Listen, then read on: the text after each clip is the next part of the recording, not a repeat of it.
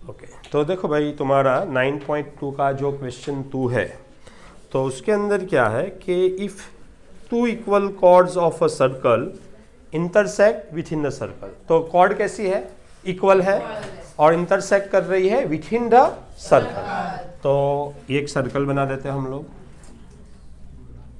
और इसमें हम दो इक्वल कॉर्ड्स बनाते हैं। ठीक है, ये रही एक कॉर्ड्स और ये दूसरी कॉर्ड्स, और दोनों chords within the circle intersect, मतलब ये टच कर रही है यहाँ पे।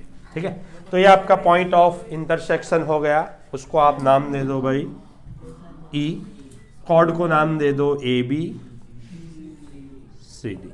तो दो कॉर्ड है ए बी और सी डी, दोनों सर्कल के अंदर इंटरसेक्ट कर रही है। कहाँ पे, ई पे इंटरसेक्ट कर रही है। सर्कल का सेंटर है, समझो कि ये रहा ओ। ठीक है, अब आपको प्रूव ये करना है कि ये दोनों कॉर्ड के करेस्पॉन्डिंग सेगमेंट इक्वल है। तो सेगमेंट मतलब टुकड़े, तो ए बी के टुकड़े कौन है भाई, ए ई और ई बी। ठीक है, ए ई है ना, और ई डी, ये दोनों सेम है। और दूसरे दो टुकड़े जो है वो है सी ई और ई बी, है ना। अगर मैं पहली कॉर्ड के सेगमेंट बोलूं ए बी के, तो एक है ए ई और दूसरा है ई बी। ये सी डी के टुकड़े बोलूं तो सी ई और ई डी। ठीक है, अब करेस्पॉन्डिंग सेगमेंट्स, तो ए ई के बराबर क्या प्रूव करना है, ई डी, और ये छोटा जो टुकड़ा है सी ई, उसके बराबर वो अगली कॉर्ड का कौन सा प्रूव करना है, ए बी। ये हमारा काम है, बराबर। मैं लिख देता हूं प्रूव क्या करना है, टू प्रूव, तो ये है आपका ए ई और ई डी को सेम प्रूव करना है, और सी ई और ई बी को सेम प्रूव करना है। ठीक है, ये काम करने का है हमें। चलो पता चल गया ना हमारा ऑब्जेक्टिव क्या है। ठीक है, ओके। तो अब हम क्या करेंगे भाई कि जो सेंटर ओ है वहां से हम परपेंडिकुलर रखेंगे दोनों कॉर्ड पे। ठीक है, तो ये पहला परपेंडिकुलर ये रहा ओ एम, दूसरा परपेंडिकुलर ये वाली कॉर्ड पे ओ एन। ठीक है, ओ एम और ओ एन दोनों परपेंडिकुलर है, कहां से, सेंटर से, किसके ऊपर, कॉर्ड के ऊपर। तो इसका भी एक प्रॉपर्टी है। प्रॉपर्टी ये है कि अगर आपने सेंटर से कॉर्ड पे परपेंडिकुलर रखा है, तो वो परपेंडिकुलर कॉर्ड को बाइसेक्ट करेंगे। बराबर है, प्रॉपर्टी ध्यान है सबको। क्या है भाई प्रॉपर्टी कि अगर आपने सेंटर से कॉर्ड पे क्या मारा, परपेंडिकुलर मारा है, तो वो perpendicular that is O M, ये कॉर्ड को, ए बी कॉर्ड को बाइसेक्ट करेगा। ठीक है, तो दो टुकड़ों में, एक है ए एम और एक है एम बी, दोनों कैसे है, सेम, ए एम के बराबर एम बी। और यहां ओ एन भी सी डी को बाइसेक्ट करेगा। ठीक है, ओ एन क्या करेगा भाई, सी डी को बाइसेक्ट करेगा। तो सी एन और एन डी दोनों कैसे है भाई, सेम, दोनों सेम। समझ में आ गई बात, ठीक है। तो मैं ये लिख सकता हूं यहाँ पे कि जो प्रॉपर्टी है वो हिसाब से यहाँ खाली लिख के रख रहा हूं मैं कि भाई ए एम और एम बी सेम है, क्योंकि ए बी क्या हुआ है, बाइसेक्ट हुआ है इसलिए। और सी एन के बराबर क्या है भाई, डी एन या एन डी, जो भी बोलो, डी एन बोलते हैं, चलो डी एन है। क्यों भाई, क्योंकि ओ एन ने इसको क्या किया है भाई, बाइसेक्ट किया। क्लियर है बात, ठीक है। अब क्या है भाई कि हम लोगों को पता है कि ये दोनों कॉर्ड इक्वल है, मतलब ए बी और सी डी इक्वल कॉर्ड है। बराबर, तुमको सेकंड क्वेश्चन करने का था और तुम्हारा ध्यान इधर है नहीं कुछ सही, बराबर, तो उसका कोई मतलब नहीं है फिर। ठीक है, तो ए बी और सी डी दोनों कैसे है भाई, इक्वल कॉर्ड है। मैं लिख सकता हूं ना ए बी के बराबर सी डी। अब मैं क्या कर रहा हूं, दोनों तरफ 1/2 मल्टीप्लाई कर दूंगा, हाफ दोनों तरफ मल्टीप्लाई कर दूंगा, multiplying both side by 1/2, half करना है। बराबर, क्योंकि हाफ करेंगे ना तो ये मिल जाएगा हमें, ए एम मिल जाएगा। ए बी का हाफ क्या है भाई, ए बी का हाफ क्या है, ए एम। एम बी भी है लेकिन हमारे काम का है ए एम। तो हाफ क्यों कर रहे हैं वो समझे ना, और हाफ में दोनों तरफ कर रहा हूं तो चलेगा, दोनों तरफ हम कर रहे हैं ना तो वो चलता है। तो 1/2 A B equal to 1/2 CD। अब मैंने बोला ना ए बी का हाफ कौन है भाई, बाइसेक हुआ था ना, तो ए बी का हाफ कौन है, AM। तो हाफ ए बी बराबर मैंने लिख दिया AM।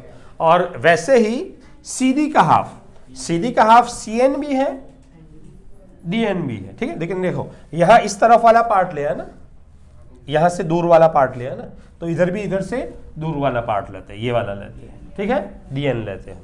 दोनों है, CN भी ले सकते हो, लेकिन हम दूसरा पार्ट लेंगे, कौन, DN। तो AM के बराबर DN बराबर है भाई, कोई प्रॉब्लम नहीं। अब देखो हमारे पास AM तो आ गया, AM के बराबर DN तो आ गया, लेकिन हमें प्रूव करना है AE के बराबर AD। तो यहां मुझे क्या बनाना है, AE। क्या बनाना है, AE। मेरे AM तो है, लेकिन मुझे कहां तक जाना है भाई, AE तक जाना है, AE तक जाना है, ठीक है, ओके। तो यहाँ पे एक और काम करना पड़ेगा आप लोगों को, ठीक है, जो मैं भूल गया यहाँ पे मैं वो प्रूव कर देता हूँ कि मैं 2 ट्राइंगल ले लेता हूँ, ट्राइंगल ये वाले, ठीक। तब ट्राइंगल है एक OME और एक ट्राइंगल है ONE। In triangle OME and triangle ONE आपका जो OM और ON जो है वो इक्वल है। ये दोनों ट्राइंगल में OM और ON इक्वल है। रीजन मैं यहां लिख नहीं रहा हूं, बराबर, आप लोग लिखना, लेकिन रीजन ये है कि इक्वल कॉर्ड इक्वल डिस्टेंस पे रहती है। ये कॉर्ड और ये कॉर्ड इक्वल है, तो ये कॉर्ड का सेंटर से डिस्टेंस, ये रहा कॉर्ड का सेंटर से डिस्टेंस, दूसरी कॉर्ड का, ये वाली कॉर्ड का सेंटर से डिस्टेंस, तो ये दोनों डिस्टेंस कैसे हुए, equal. Equal cord equal distance पे रहती है, तो OM और ON दोनों कैसे हो गए, इक्वल हो गए, मतलब इसलिए मैंने लिखा है OM के बराबर ON, ठीक है। दूसरी बात, एंगल M भी 90 है, एंगल N भी 90 है, एंगल M के बराबर एंगल N। और तीसरी बात है OE, OE कॉमन है, OE के बराबर OE। तो क्राइटेरिया कौन सा लगा, राइट एंगल, ये रहा राइट एंगल, हाइपोटेनियस, साइड, तो कौन सा क्राइटेरिया लगा, RHS क्राइटेरिया, ठीक है। तो RHS क्राइटेरिया से दोनों ट्राइंगल कॉन्ग्रुएंस है, और फ्रॉम CPCT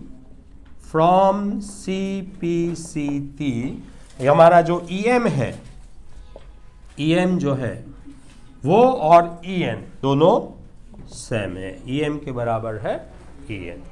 बात क्लियर है भाई यहां तक। CPCT मैंने सिखाया है आपको, बराबर, वहां से देख लेना एक बार। एनीवे EM के बराबर EN। अब मैं इसको, ये रिजल्ट यूज करके मैं इसको AE बना सकता हूं, ठीक है। तो AM को AE बनाना है, तो उसमें क्या ऐड करना पड़ेगा, ME।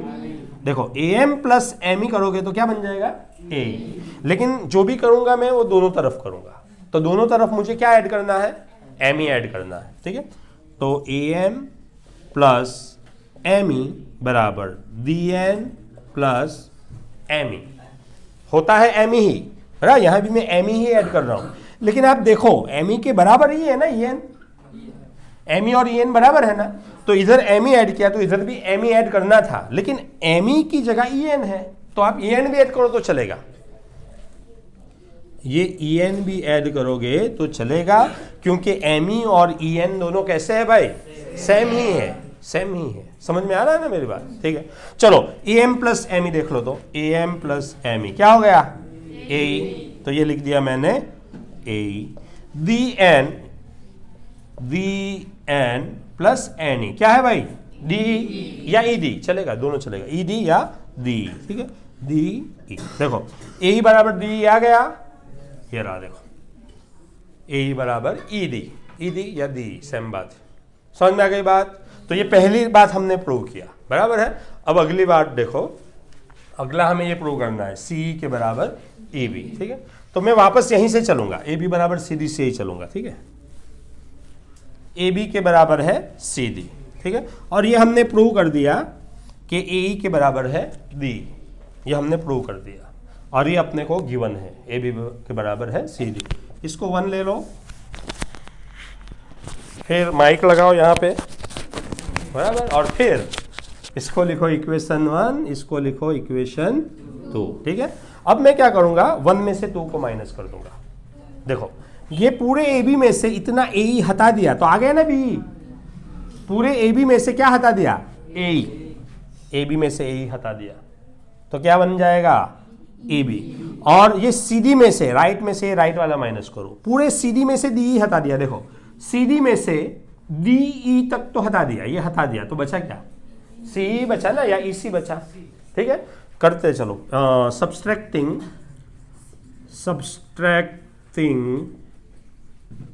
2 फ्रॉम 1, इसको इसमें से माइनस कर रहा हूं तो ए बी माइनस ए ई बराबर सी डी माइनस डी, ठीक है। अब आप लोग फिगर को बड़ा ध्यान से देखो तो आपको खुद आइडिया आएगा कि ए बी में से ए ई हटाओगे तो बच रहा है आपका ए बी या बी, बराबर। और सी डी में से ये डी हटा दोगे तो क्या बचेगा, सी, ठीक है। तो देखो भाई सी के बराबर ए बी, यहाँ देख लो सी के बराबर ए बी, समझ में आ गया।